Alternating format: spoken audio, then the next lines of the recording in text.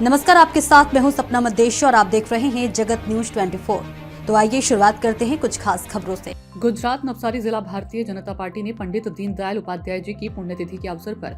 चांदनी चौक में उनकी मूर्ति पर पुष्पांजलि अर्पित करने के लिए एक कार्यक्रम आयोजित किया गया। गुजरात प्रदेश भारतीय जनता पार्टी के उपाध्यक्ष और धर्मपुर एमएलए अरविंद भाई पटेल कार्यक्रम में खास तौर पर मौजूद रहे और उन्होंने श्रद्धांजलि दी। इस मौके पर करसन भाई तिलवा ने सभा को संबोधित करते हुए पंडित दीनदयाल उपाध्याय जी के जीवन मूल्यों और देशभक्ति को याद किया। इसके अलावा धर्मपुर एमएलए अरविंद भाई पटेल ने अपने संबोधन में पंडित दीनदयाल उपाध्याय जी के सादा जीवन, एकात्म मानववाद के सिद्धांत और अंत्योदय के विचारों के बारे में विस्तार से जानकारी दी और उनके दिखाए रास्ते पर चलने के लिए प्रेरित किया। कार्यक्रम के दौरान नवसारी एमएलए राकेश भाई देसाई, नवसारी जिला बीजेपी के नवनियुक्त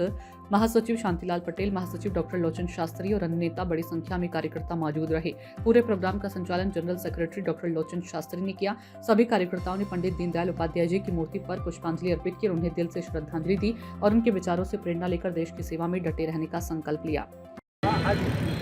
नमस्कार, आज पंडित दीनदयाल जी उपाध्याय જે 11 ફેબ્રુઆરી 2026ના દિને નવસારી ખાતે એની પુણ્યતિથિ નિમિત્તે જે સ્ટેચ્યુ છે એમને પુષ્પાંજલિ કરીને આ કાર્યક્રમ યોજવામાં આવ્યો।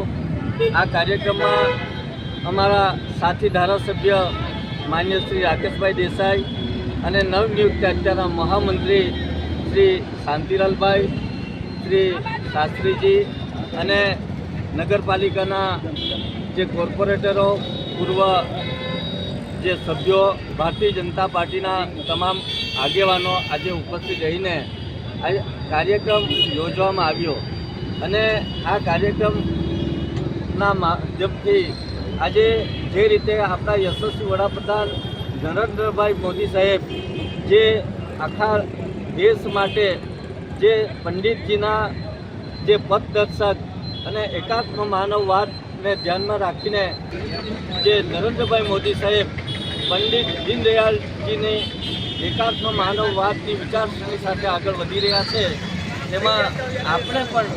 આ નવસારી જિલ્લાના જે આ ભારતીય જનતા પાર્ટીના આગેવાનો જે એમની પ્રેરણા લઈને એકાત્મ માનવવાદ અને सेवाड़ा